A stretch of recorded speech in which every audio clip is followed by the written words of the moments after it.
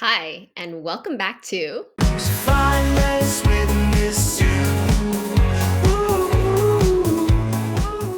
Did you find that as catchy as I did? Let's talk about your mini project for financial algebra. This is the monthly expense tracker. After completing the data cleanup project in the next series of videos, you will be able to create your own customizable monthly expense tracker on Google Sheets. From this moment on, I would like you to keep a detailed record of all your expenses. Even if you haven't completed the Google Sheets assignment yet, you can still write this down on your phone or on a piece of paper the traditional way.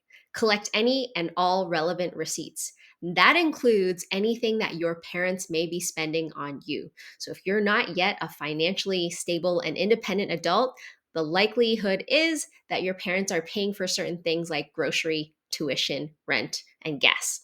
So those expenses should also be covered in your monthly expense tracker.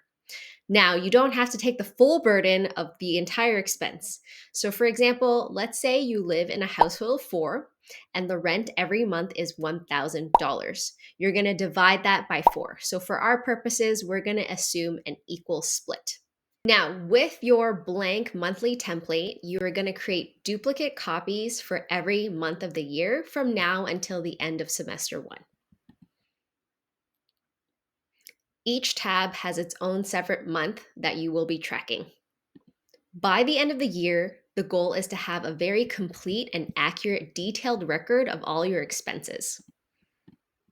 At the end of the semester, you will be asked to reflect on your monthly expenses and provide a reflection on the actual versus estimated costs.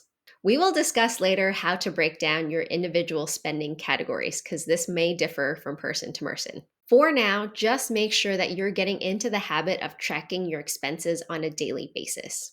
So hopefully, by the end of the year, we will be able to take a look at all of your data and ask questions like, what was my actual cost versus my estimated cost?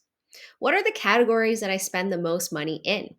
How do different categories fluctuate from month to month? What opportunities are there to cut costs? How much do I spend on my wants versus my needs?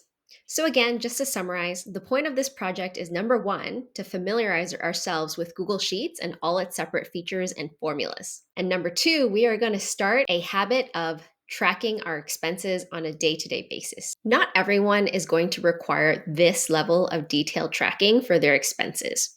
But I've personally been doing this for the last 2.5 years and I've stuck with it. I find that this is a really good habit that forces me to become more conscious of my spending patterns. I also start to notice different patterns, like when I spend more on utilities in certain months over others.